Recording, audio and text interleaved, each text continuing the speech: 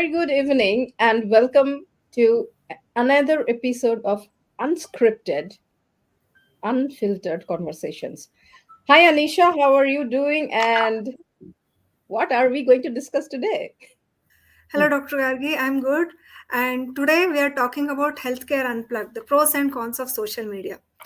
Social media, this term, I don't think anyone has not heard, at least in the healthcare professional community. And then I came across a news article that said social media abuse has been going on by healthcare professionals. And I keep reading. So I read, it was an old article, say 2014, that is almost 10 years ago. The article said if 95% of social healthcare professionals use social media, 65% of them used it for their professional growth and marketing. So this opens a whole bag, worm scan, I can say, that should we, shouldn't we? A better way to tell it is how to make better use of it rather than should we or shouldn't we. So let's share our perspective and let's keep the floor open for the viewers. Yeah, I think this is a very pertinent and very important thing when it comes to social media use in terms of particularly catering to healthcare professionals, be it from any field of healthcare and medicine. So I think it's a very interesting conversation that we will be doing. So viewers, stay tuned and shoot your questions if you have any, or if you want to share your perspective. We will be very happy about it. So stay tuned till the end, and it's something going to be very interesting. Welcome to Unscripted, a new category of the Different News podcast, where we dive into the unedited, unfiltered conversations that matters.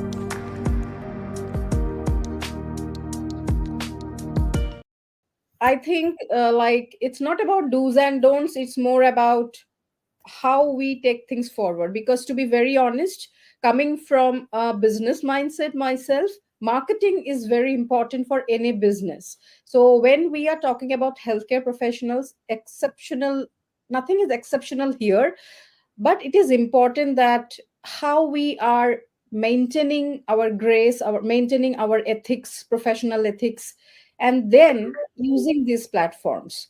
So I think those things has to be considered and definitely has to be thought of. Probably awareness is required, particularly amongst healthcare professionals. So this is important, because if we are aware what is what and what is not, then it becomes easier to create content or use digital platforms for marketing services or whatever the procedures that we are offering to patients. So yeah, I think that would be my starting point of this discussion. Let's say social media, with, just so that we won't miss out on points, we'll cover it in three aspects. One, social media for patient education, social media for marketing, as well as the limitations or the whole reason why we wanted to discuss this topic as the third part. So, to start with, because you're in the field, I will let you tell us the benefits of social media in your healthcare practice. Okay, it is not like olden days where there are only few people doing, only few are specialists. So today, with the resources, the knowledge and tools and everything, almost each one of us are powerful in certain way. So when it comes to social media, of course there are lot of benefits when it comes to these platforms, provided that we are utilizing it in the right way and we are doing everything ethically. That's a key thing that I think we need to practice and tell people more about these platforms. So when I got into this field and I have learned so much, it's backed by science. Today social media marketing or digital marketing, however you put it, it's not something like what we think that okay, it's just somebody's advertising something. It's not. It is absolutely backed by critical thinking and predictions and strategy. So as a healthcare professional, I am not expecting every healthcare professional to come and learn digital marketing. That is not a good idea. And it is important that we should know what is what, at least the basics. We should understand when we are getting into this field of social media. It is very important because what I have seen through my experiences working with various clients from India and globally, we miss out on certain things because that is how we have been seeing others doing social media marketing in a certain way, and we start following that.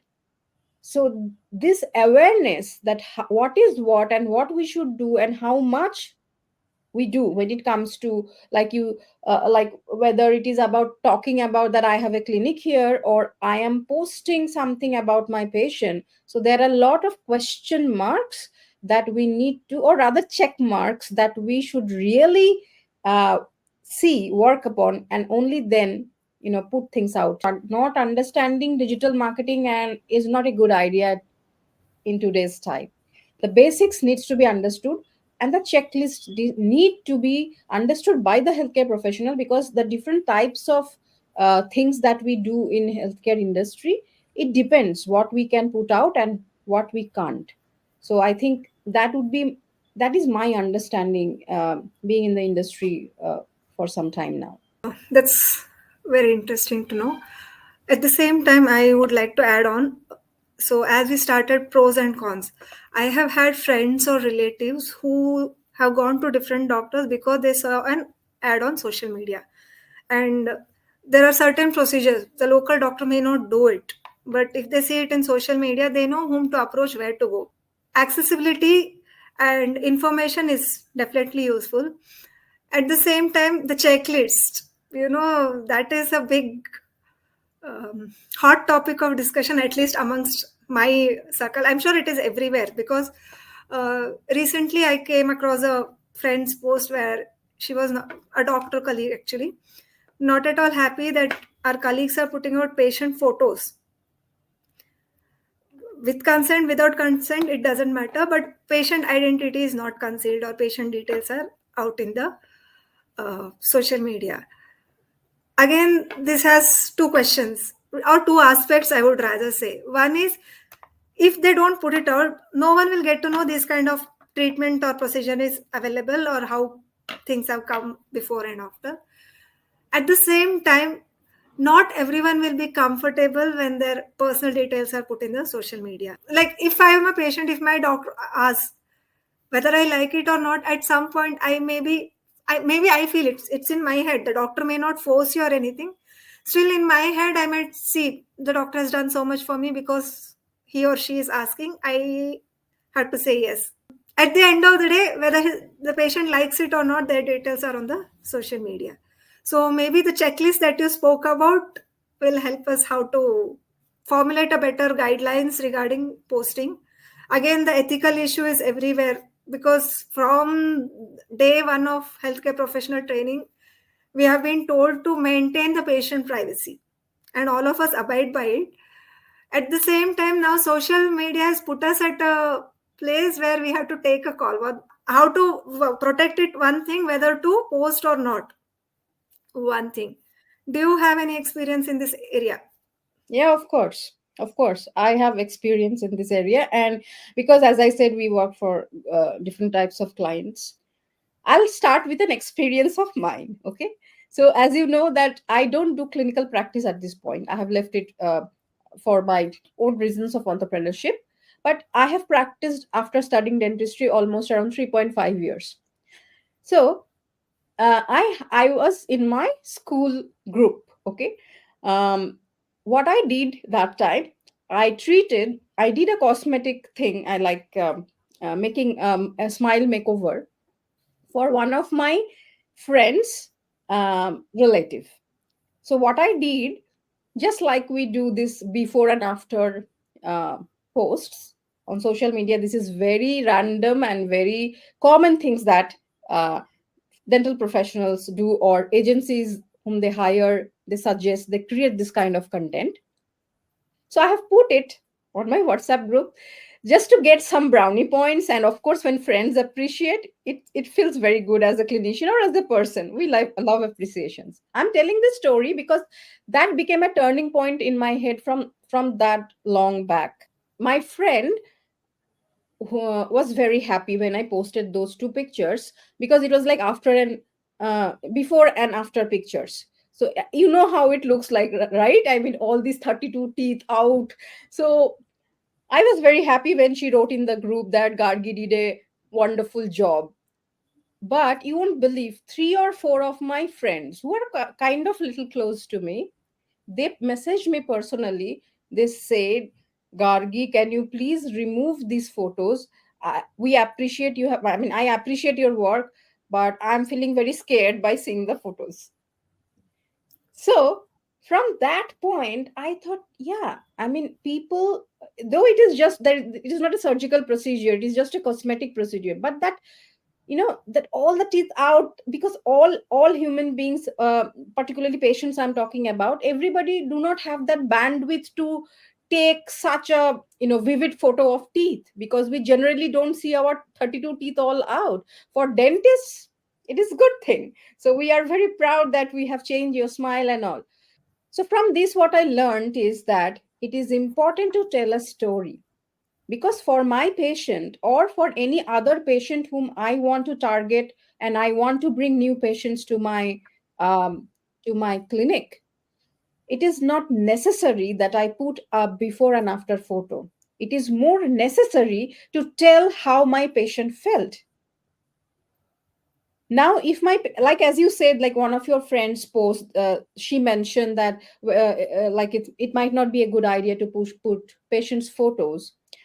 Well, this depends, because sometimes patients, they are so happy, and if you just ask, they even want to click photo with their doctor. So why can't we put a selfie with our patient who is happy, with the smile makeover, for example, in this I mean, the example that I gave, and put that photo and tell the story how he or she felt when she came, how less confident she was, and how this smile makeover gave that emotional support to that patient, and he or she is very happy about it. So this makes a lot of difference. And that we should not put anything, I don't think that is a good idea. We have to talk about the things that we are doing, but storytelling is missing in most of the social media places. And this is not anybody's fault, because everybody has a set pattern. So like for example, the digital marketing agencies whom you hire, or like whom healthcare professionals hire, or any individual freelancers they are hiring, they know this is the dentist, so I have to put this before and after, give me some case photos, sir or ma'am, they will tell like that, and they'll make a good video out of it, or create some post out of it. Or even individual doctors, when if you are doing by yourself, what first thing you do is to go and take a testimonial, and put it out, or second thing you do is to put the before and after. The before and after photos is not a good idea, according to my experience in this field for more than 6 years now. Is not a good idea when you're attracting patients. Patients don't like to see all those gummy teethy photos. To attract patients, you need to tell how you actually elevated the patient's experience, the emotional support they got, the confidence level they increase. And it is not something that you are writing wrong or you are putting out wrong. It gives a lot of psychological boost to a patient when they are coming and they're getting treated for a and the treatment is successful. So I think this demarcation has to be, we need to be vocal more about it. So I think stories we all love, and in this way the patient also feels good, and we don't, nobody of us talks to likes to talk something about um, when we get a disease or when we are having some problem, because I personally feel this is very personal information. But if I am getting a makeover, of course I will try to, I'll be very happy to flaunt it, anybody of us, it is, I mean, human nature. So why can't we uh, get those human stories out?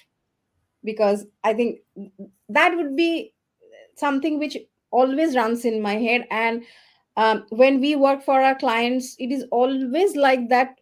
We brainstorm so much, because it is not easy thing to create a story out of the procedure or the treatment, successful treatment that a healthcare professional does. So, but this is important. This is how I think all things becomes more relatable, and it is comfortable for everybody, and of course it is under and within ethical frame. Okay, that's a very interesting perspective on this. So, based on your talk, I picked up 2 3 points. I'll Right. just keep it out there. One is telling stories. When you're telling stories, these days, we first of all we don't see stories. We see pictures and then patient reviews. There's one. I'm just going to mix up. We told we'll discuss in 3 different sections, but when it is there, aptly there, let's take this topic. Paid reviews as well as negative reviews. Someone has paid to get good review. At the same time, someone has paid to give you a negative review. This again, I'll share a story. A friend of mine who's running a clinic successfully. When she was growing, nothing happened. The moment she stabilized, obviously she called. I mean, people around her has picked up that this clinic is running well, and out of a blue, she just received back-to-back negative comments, and they're not even her patients. And little bit of research showed her that in surrounding area, many hospitals have received comments from the same patients. So that is one aspect of, I can put it as negative social media. This will deter the patients from getting right kind of treatment from the right doctor. And again, coming to reviews, sorry, I'm mixing up too many topics, but these things needs to be put out so that people can think about it and try to bring out some change in this. Second one is paid reviews, but it is happening. So let's pick up that topic. People are getting paid reviews. Because of this, there are quite a number of good doctors who are not known to people, and then they're missing out of treatment opportunities. I'll stop at that, because you don't know such doctor exists or happens. So this is one Yeah, aspect of very this. good Yeah. point. Very good points and very pertinent points. If we talk in terms of business aspects, okay, let's take that, because it's all about social media. Why we are using to get appreciations. We are, of course, first thing that is in the mind, we have to be very honest on that. Secondly, we, of course, it is a way to tell people that we do this is our quality, right? Now, anything in any profession, the thing that I was trying to say, if your product or service and you are doing things honestly, all these things actually doesn't matter. If I am not a good dentist, or if I am not a good surgeon, and I am just cutting or I am plucking a teeth and my patient is running away, however money I give to a agency or person, and all my 5-star reviews will be there on Google or any other, on the website or everything, it will not sustain. Yes, for a short term thing, I might be beneficial because of the good reviews. But see, doctor patient relationship, we both know, it is not like a one time thing. It is a relationship that we build. It is based on trust, and it is based on the kind of, what to say, the kind of service or we are providing to our patients. So paid reviews in terms of negative or positive actually doesn't matter. Now, another important thing which you said, and that is a practical problem. Yes, of course. So, as you understand, I'm sure you will know this. Any platform that we use for social media, whether it is YouTube, whether it is Meta, that is Facebook or Instagram, or whether it is LinkedIn, or whether it is Google Ads or whatever, the thing is that all these are not human things. These are algorithms, so they run on based on certain kind of programming. I'm not expert in tech, but I'm just talking like a very layman term, because all we want to understand is like how this platform works, and accordingly we create the content. Correct. So these are algorithms. Like you said, if Google will have if the person's clinic will have certain 5 negative reviews, okay, 5 negative reviews which are not authentic. So Google for some time might bring that page of that clinic to say not second page, but on the first page it was to say, for example, it was ranking in the one top three positions, it might come down for a couple of uh, in the ladder it might come down to a sixth or seventh or 10th position. That's the only thing that is going to happen, because for healthcare professionals, ultimate thing is patients benefits. If we are doing it honestly and ethically, nobody can stop you from becoming a flourishing business. Secondly, you told one point that many good doctors are missing out on opportunities because of this kind of reviews. I contradict that. That is not true. Many practitioners, there are two things here. Many practitioners do not have maybe that kind of budget to spend on hiring a agency or hiring somebody for social media, so they do it themselves, which is not a problem, it is very good thing. But my point is they should have the basic understanding of these platforms, and they should know even if what to do, which platform to use, and how to put the content, how exactly it works, a little bit, not all technical. And I'm into the field and I'm running an agency, so I am telling no, it's not that, because I have shifted careers like that. But since I had all the experiences myself, I understand what is the crux of things. Suppose, for example, if I am outsourcing my social media handle to somebody to run because I don't have time to post as a busy practitioner, instruction goes from me. They cannot just put a content without my consent, just like we cannot put a content, we create a content of a testimonial from a patient without his or her consent. Here also the things is the same, right? Because then how can I guide that agency or the person whom I have hired if I don't have the basic knowledge? This is important, and I think this is a gap where healthcare professionals don't have, most of the times they don't have the basic understanding. This is required. So I think that would be my perspective in, that is how I think I will be putting out my thoughts in this aspect. And this is not my thoughts, I mean to say, it's not my personal views, this is what I have seen through experiences working with various types of clients. Okay. So the next point I picked up was privacy, patient's privacy, as well as patient's data privacy. Because as a healthcare professional, we would receive a lot of information from the, say, I have an app for running my clinic. I not only receive patient data, I also receive their billing information, that is their phone number, Yeah, social identity number, or bank data. Not exactly bank details, but they would have made some payment that would yeah. reflect in my app. Hmm. So that aspect also again needs to be addressed, as well as the doctors needs to be trained in this matter. I'm just picking one by one points which I felt are Hmm. challenging in this field. Huh. Because if this information gets leaked, there are two Hmm. aspects. One, uh, the patient identity theft can happen, and then obviously the trust between the hospital or the caretaker, or sorry, the healthcare provider and the patient is, it's also breached. And again, it's a question of reputation also, that how you're running the practice. Hmm. Hmm. Of So, do course. you have any information on this? Because this, I'm putting it as an unknown person more Hmm. than Hmm. uh, giving my perspective on this.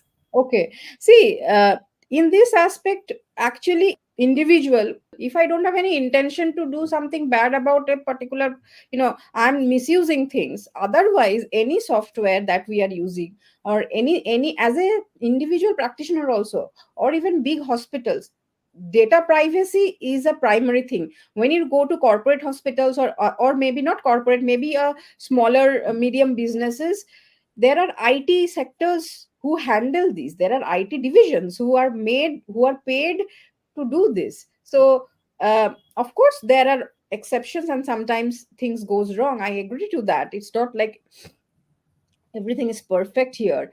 But as an individual practitioner, do we really put out our patient information on social media? It might be just the name of the person, or and if who from where they are coming from. So that is a very normal thing to do. There is nothing, this doesn't relate to data privacy or something.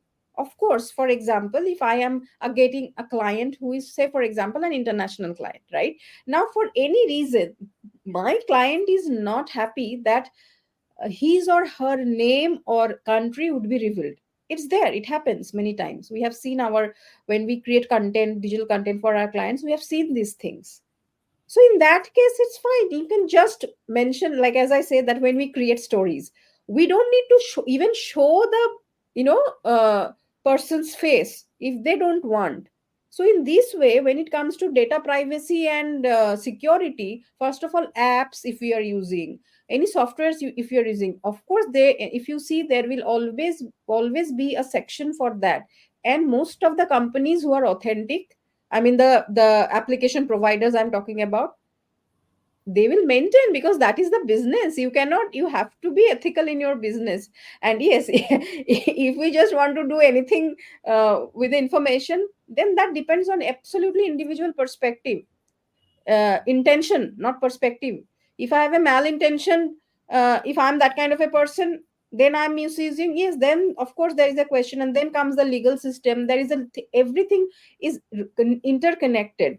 But when you say that just putting a photo or a testimonial which my patient has happily given me, telling their name or the place from where they belong, I don't think it is a data breach or something kind things think like that. Only it becomes a data breach when I'm doing it without my patient's consent, or my patient being unhappy, and as a healthcare professional, just to put out a testimonial, I'm forcing my patient. That should never happen.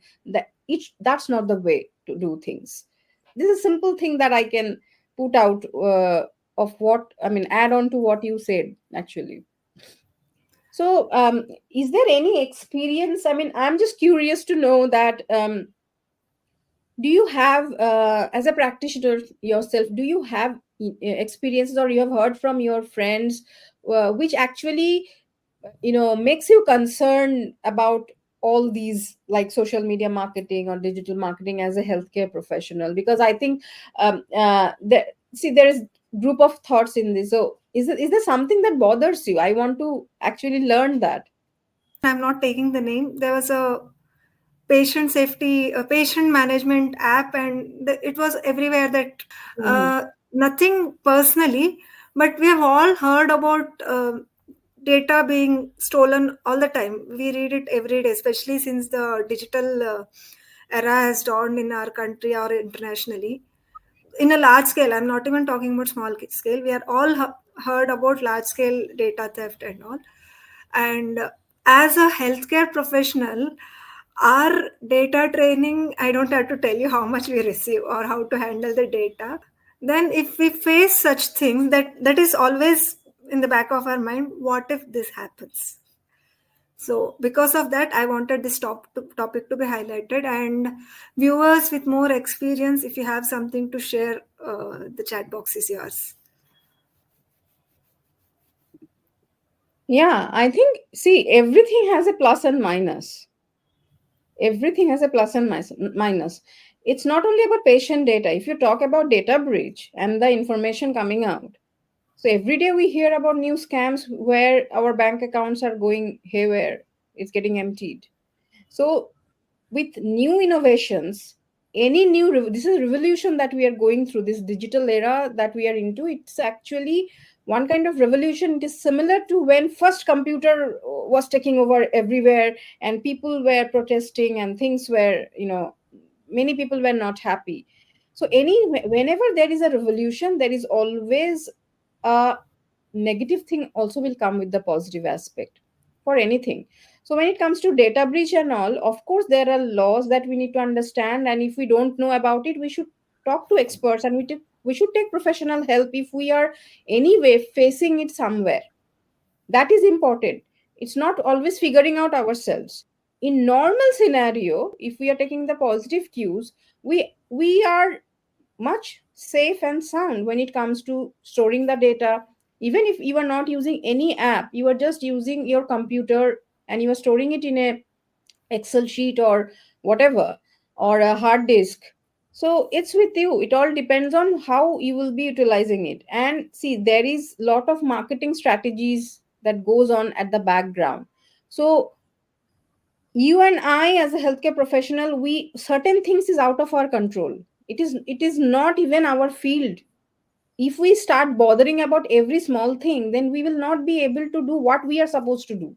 For example, any app which you say it comes to the news and they say that they have sold data, how can as a user we control that? We have nothing to do.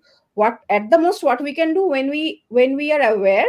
So for us, awareness is most important. We should be alert and aware and what's going on and updated regarding this. So if we are seeing this kind of an information for a particular app, at the most what we will do, we will just stop using it. That's it we can do as a normal individual, or even big organizations. As I said, they will take their measures, and there are a lot of legal aspects to it. We should take professional help if personally, I mean, as an individual healthcare practitioner, if we are facing something, it is always a good idea to not ask your relatives or doctor friends, but a good idea to first find out who is a relatable lawyer for this, and take legal help from a legal practitioner. So so I think, um, you know there are a lot of things which runs in our mind when we take cues from uh, people's experience. So it is not what I'm not trying to project everything positive about here, but what I'm trying to project through my perspective sharing is that, I mean, it's all collected from the experiences that I have had working with different kinds of clients in this space, in the healthcare and science field. The thing is that most of the people are not aware. They don't know the pros and cons.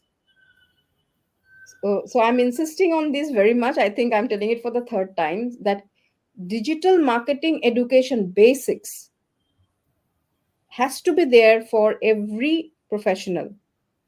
You don't have to understand the technicalities, but you should understand what is what, how things work, which platform is for what. And one another thing I want to add, if you, I mean, this might not be exactly the concerns that you were bringing up, but for me, I have seen this that, um, when it comes to training, because I'm emphasizing on that point. So even when you put money for a training yourself for a digital marketing, you have to be very diligent about it, because as a healthcare professional busy practicing, even if you learn things, you might forget. But what I'm trying to say, when you are hiring somebody, when you are outsourcing, or you are doing it in your own small way, if you have this basic knowledge and do it from, take any courses or workshops from people who are into the business, or take from recognized institutions, you might have all the knowledge that you gather might not have a direct application as a healthcare professional, but the kind of information that you will gather will be authentic. It will really help you. And of course, as I always say, this is my belief system itself, that gather all people who are experts in different fields. Why I have to break my head doing everything on my own? So that's a good idea. I just want to know, do you have any experience yourself? Like, do you use social media, or any of your colleagues are using social media, and are they getting benefits? Let's come to a little bit of marketing strategies and all, what they're doing. Would you like to share, and like how this has helped or maybe not helped? Would you like to share any thoughts on this? That's a good question because I have a set of friends or colleagues who are from different generations, if I can put it. There is a set of doctors who feels nahi nahi ये social media कुछ नहीं है, I don't want to do it. And then there is a set of doctors who are very actively promoting, and yes, it does definitely help them. But that is where I see a dilemma even today, despite being social media being used very prevalently. As I said, and I don't Yes, I definitely have lots and lots of colleagues of different generation, and some of them are okay with the digital media and they're making very good use of it, and then some have still they have some kind of inhibition when it comes to using social media. And then there was an interesting question from one of the colleague that we are using it to post patients as well as educate patients. That means digital media presence. And when you are present it's like a public presence only, and people feel you're friends with them or whatever it is, you will start getting friend requests on social media. And I feel somewhere we have to maintain that balance between personal and professional life. There's a way we need to behave here, and we behave in a certain dignified manner when we are professionals, because that is what brings out that trust from patients in us. And personal life, definitely unfiltered, you can be anything you want. I want to recall that incident. I think it was post corona or something. There was a in a college, medical students were dancing and they had posted a reel. Whatever may be the real case scenario, there was a lot of backlash for the healthcare professionals to post something like that. But somewhere we had to understand that we are also human beings. You know, even you want to enjoy, you want to listen to music, but in social media that margins get blurred. Whatever you're doing, it's not just for you or your personal circuit, it gets everywhere. So I personally feel it's a limitation of social media, or maybe we need to have a better handling of, or say guideline how to manage that margin. Okay, so this is lack of awareness. I again contradict you. I think today we are fighting here. So, for example, I'll take give you one example, a very simple example. Like when you brought this point, which is very nice, like professional and personal. I'm not sure if you know about it or many people know about it. That for every platform, for example, let's take Instagram, because for healthcare professionals, when we are trying to market our services and stuff, it's we use Meta more often, correct? So do you know that every uh, account, there are two types of account that you can create. Things that you are doing professionally, you should have a business account. And things that you are doing personally, like for example, you just want your friends, your relatives, your family, your extended family to have to engage with them. So it is almost like like how we make groups in WhatsApp, correct? We also have, sometimes we have family groups and kind of thing. We are into other groups which are professional groups. We just don't go and put our like a beach photo in the professional group. We will just post it on our family group or friends group. So here also there are two types of accounts for any, particularly Meta I'm talking about, whether it is Facebook or Instagram. For your professional use, you should create a business account. So that creates a demarcation, and it's already existing. Okay. Secondly, like you said, that getting friend requests. See, you have to understand one thing, that why are you doing this? Of course, I'm talking in terms of perspectives of marketing now. Of course, you want new patients. So, for if you have a professional account, I understand that it is not always safe, or it is not always possible also to get and see each account and understand whether it is authentic or not. As such, those things, negative things are always there, and we have to deal with it and we have to live with it. But why am I doing it? If I am posting a story of my patient's happiness, that I have done a treatment and the patient is happy, of course, my family members and um, people around me or my friends, they are already biased about me. So they are not my customers. They are not my potential leads. So if I want leads, if I'm getting friend requests, at least me, I will be very happy,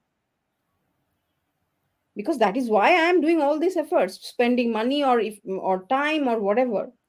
So this awareness has to be there. what we are doing most of the time, what happens, I will tell you. Like, you started with the statistics, right? Like 40% and 65% people use it for professional. What people don't do mostly, I mean, particularly healthcare professionals, maybe I might sound a little bold here, but that's true. With my experience, I have seen that most people start using their personal profile as their professional profile. And how the pictures changes. Initially, say for example, you started in 2020, you started your Facebook page, and you were posting, you went to a wedding, your child's picture, your outing picture, this, that. Suddenly you started posting about uh, gum treatment, patient's testimonial. So it's extremely unrelatable. And to a certain point, your family members, extended family, friends, they start disliking you. They will not even give a like, to the thing that you are posting, because that uh, doesn't matter to them, right? So it's the same way. So this thing has to be understood. So it brings me every time to say that we need to be aware, we need to be trained. And also, another good thing you told. See, for anything there is different school of thoughts, na? Like you said, you have different age, like you have colleagues who are from different ages. So bringing, I will just pull one sentence that I mentioned just a few minutes back, that when you are putting money in training, you should also be diligent about it. See, when you are getting trained, and if somebody, like I'm talking about individual healthcare professional doing their marketing on their own, and you are getting trained from a digital training institute or whatever, so they are telling you this, that, so many things, and you should make reel, you should make video, you should educate patients. I personally very much I believe in one thing, that uh, one thing is that yes, we should come out of our comfort zone and do something that is there, but we all have different personalities, and particularly when it comes to our profession, like healthcare professional, somebody who is not at all willing to do that, why should we have to force that person and train that person to do a reel and video? Because that will be crap. That will be absolutely crap. Because for example, you and your patient talking inside that, in your clinic, they might be very, they will be very happy with you, they love you for certain reasons, for your treatment as a person, as a human being, they connect. But once you put a crap video, they will like, really, my doctor is so bad in, so I mean, it's not professional. So it actually gives you a negative marketing. Instead, what we can do, we can use AI tools. There are a lot of AI tools today where you can just create a video and you post it. Either it can be, if you are not comfortable on camera, you really don't have to stress yourself out as an individual healthcare professional to come and make a weird kind of a crap video and put it and then call your patients, please come, please come. No, it doesn't work like that. You can instead use AI. You can learn certain AI tools which are very easy today. In even in 5 minutes, you don't need anybody, no editor, no agency, nothing. You can click and you can write something, and the video is ready, and you put it out on your social media, which becomes very professional. It increases your branding. So, so I see things like this. I mean, because this is a very pertinent problem. Even with training, I have seen many people who trains other professionals. And in terms of personal branding also, that is also important, but we always have to understand my client as a human being, as a person first. There might be certain parameters for everything. There is always guidelines. Ki if you want to do good digital marketing, you have to do this. If you're using videos, if you're using YouTube, you must do shorts, you must do these long videos, blah blah blah, all these things. But when I am trying to give that information to you, as a service provider, or as a person coming and helping you with your social media marketing, um, my first thing would be to understand you as a person, and only then I can strategize what is working for you. Because I don't feel, I mean, at least for me, if somebody forces me to do something, I will I will not do it. I will just not do it. And school of thoughts are there. So you told this, that many people are of the norm that we don't want to come on social media. That is their thought process. But always you have to be compatible with what is going on. Today if you tell I don't know how to switch on a computer, then you don't exist, then you don't survive. But again, as I said, it must be within the personal frame of that particular person. I think this is where we are missing out. We cannot just force somebody to do something just for the sake of talking about our services and all. We just need to see what is going out. That is important, I think. So I think you already covered what I wanted to take up Mhm. next. That is, digital media is here to stay, and corporates and big setups definitely they can hire professionals and do it.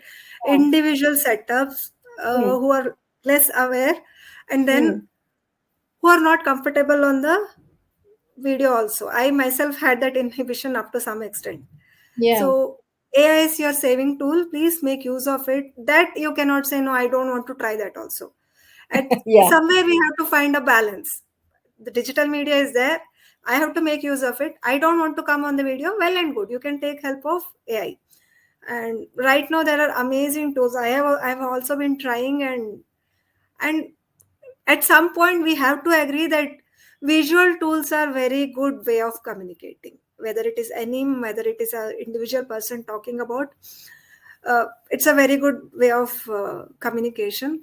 So if you're not comfortable, well and good, but definitely, and it's not financially burdening also. At least right now there are a lot of free AI tools available. I don't know for how long that will be, but as long as it is available, please make use of it, and we can find a balance in our digital media presence. And because we have covered most of the negative aspects of it, one last negative aspect which I wanted to touch up before winding up today is different school of thoughts. Every procedure, every surgery, every treatment protocol which we have learned till today has been developed by different set of surgeons or doctors or healthcare professionals who had their own way of thinking. So when we are learning, there's a treatment procedure which I feel is right because I have learned from that a person with a certain school of thought. There's always another person with a different school of thought. Information should be available to the patients when you're talking, and when you as a this part I want to cover, when you're teaching someone or you're providing certain knowledge to a set of patients or your client base, you're putting a video up there. This is one of the limitation or something that needs to be worked on, and I wanted to take it up.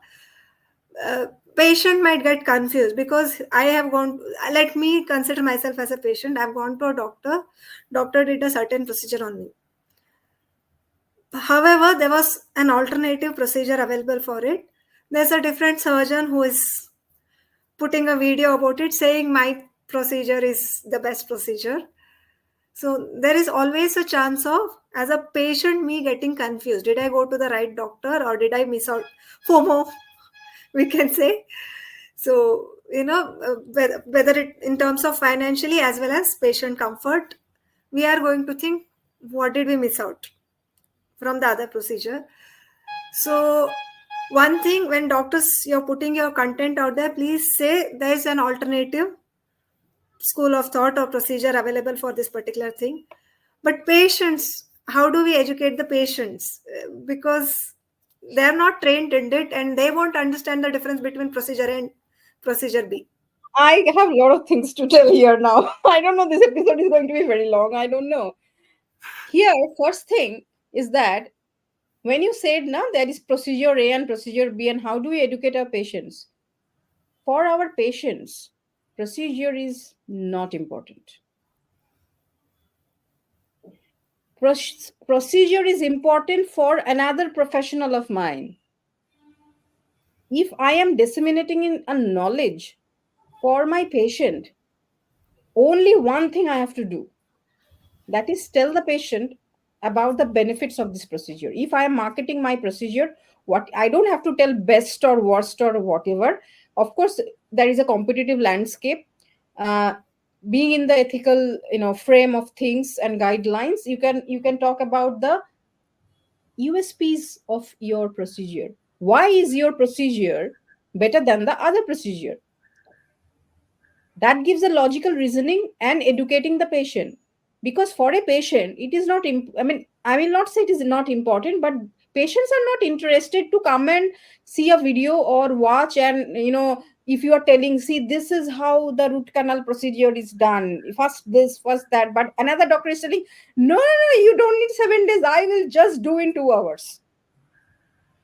So that doctor is telling my patient, my service, my procedure is best.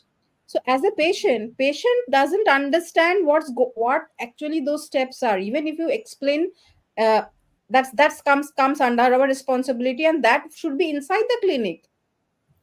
Why do I have to come and tell on social media, where, see, the thing is, where many people are there, and I'm trying to tell all these things. So this marketing strategy is, I will not say, I'm not dishonoring any strategy, but this is how we've done. We have worked with our clients, and it works very good for them. Because if I am, what is my purpose of putting this video out of procedure A and procedure B? My purpose is to say two things. One, come to me, I'm a good doctor. Second, of course, what benefit you will get if you get treated from me. These are the two. The second point is the first point and the most important point for a patient. So here also we can do a lot of storytelling, and we can uh, tell the correct information in the right way to educate patients. If I have to tell procedure B and procedure A and procedure B, and I have to show each steps, as a content creator from the life science and healthcare startups, I will never put a procedure. I will tell a story of it. And if I have to put those typical videos of procedure A and B, I will see where I'm putting out. Am I trying to educate, or am I trying to get more healthcare professionals? Is that my intention? Do I want to attract more healthcare professionals to work with me in my clinic or running my hospital or something? Then I will do that. So see, audience segregation is very important. Whom am I targeting? For whom am I creating this video or text or poster or whatever? So this understanding has to be uh, there.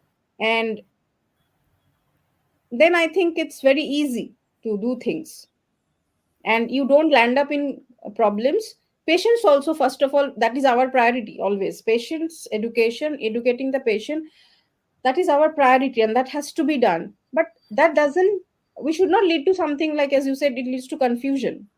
It will not lead to confusion. And whatever confusion is there, if the patient sees 15 videos, because nowadays we have a category of patients whom we call as Google patients. So when they come and use technical that is also there. We cannot slash always healthcare professionals. Second thing is that, the jokes apart, when they are coming with doubts, it is good thing. So you have more scope to market yourself. You, because they are giving the opportunity, they are bringing all the trash to you, and they're telling, see, this I have seen, is this okay, are you doing like this? Then you tell, see, all these things I don't do, this is what I do, 1 2 3 4, that's it. So just trust and sit with me. So this is this is my perspective, this is how you should see things. So it is a very strong and direct marketing that you are doing when your patients come and talk about, if a confused patient comes. So that's how it is, that's how it should be, and not should be, I mean, that is how it is. And I think life is easy. Then I'll give you two how curveballs. One is vaccine hesitancy. Second one is there's a viral video that says root canal is harmful. Have you heard of it? Have you come across that? Yes. Doesn't it contradict that patient doesn't care what is available out there? And but one thing we have to see is most of these videos are more from not healthcare professional background people than from healthcare professional background. That doesn't matter, Anisha. There are a lot of news like this which are airing on social media. So if I am a logical person, whether I'm from, if I'm a patient, like I don't have any science background, any crux of any this kind of miscommunication, there is one basis to it. It caters to emotion of fear. If you can spread fear, then that video is going to go viral. One thing which I want to, it's a very good point that you told, to everybody, I mean, to healthcare professionals, ourselves, or anybody who is here, before sharing any news, please look into it. And you said that many people who are not from medical background, they are creating, this is a problem. Absolutely, this is a very big problem, because it's, it is not easy, it is not a good thing to just read 15 blogs and create a script and just blabber in front of the camera and make it viral. And viral, how it is happening, people are sharing it. How, why they are sharing? They are getting emotion of fear. And so then how do we stop this? We cannot stop this, to be very honest. But what we can do our part. So two things I will tell here. If you see any health related information which is talking about disease or this, that, something scary, go to two websites. One is CDC, another is WHO. Any public health disease or anything like that, anything that is going viral and people are talking to so much, all this information will be here on these websites. These are authentic websites which will give you authentic information. Before sharing that WhatsApp, through WhatsApp or Facebook and all, please check if this is correct or not. This is the only way we can stop spreading misinformation, and we can use the extreme power of social media in a positive way. So I think that is where I would like to conclude. So to summarize today's unscripted episode, this social media, first of all, is going to stay. Second one is, there's always positive or negative aspect to it. It's up to us how we make use of the positive aspect and make good the use of it. Third is regarding patient photographs or testimonials. It's better to stick to the ethical guidelines provided by your local government or body. And as a human being also, even though the government allows it or the local body allows it, healthcare body allows it, if you can think like a human and put yourself in the patient's place and then take a decision, it is always going to be the best decision from what I feel. And always maintain two separate accounts, a professional account as well as personal account, because you have different kind of audience in both the accounts and both of them don't care about your other part. Correct. Maybe some, but most of them, they don't care about your other life. One thing I want to just conclude and emphasize and add to whatever list you said, which is correct. Please, as healthcare professionals, if you are this, I'm talking in perspective of from the marketing aspect of your business, healthcare business. Please focus on storytelling. Just learn the basics. And if you and if you're on LinkedIn, if you have a premium account on LinkedIn, then you get all these things for free. So just learn little bit of storytelling. If you are an individual healthcare professional doing your marketing yourself, another thing I want to add here is that it is always a good idea to have a budget for your marketing. As a healthcare professional, your duty is to cater to your patient and work for them. The marketing aspect has to be there in today's world. So you can hire somebody according to your budget. If not a big agency, you can hire freelancers where it will be very cost effective. And there are two ways you can do this. One, you can hire them on a retainer basis, like you can pay them monthly according to the number of things that they provide. Or if you have a constraint of budget, then hire them and do it as a bulk project. For example, you need 15 posts for say 3 months, for example. Just hire them and give them the project as a 15 posts.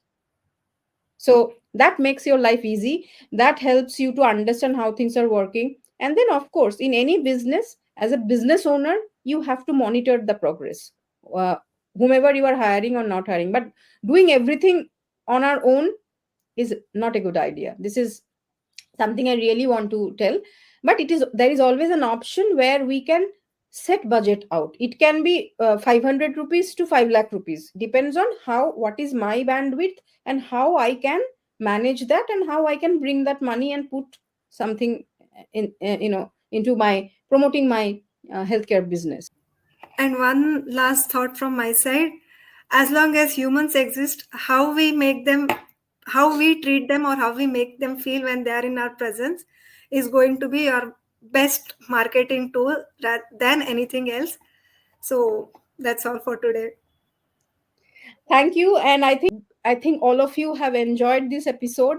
And if you have any suggestions from your side, and if you want to share your experiences as a healthcare professional while marketing your business or whatever, please share in the comments, and we will be happy to learn from all your experiences. So I think we will meet again in another episode of unscripted, unfiltered conversations with something new.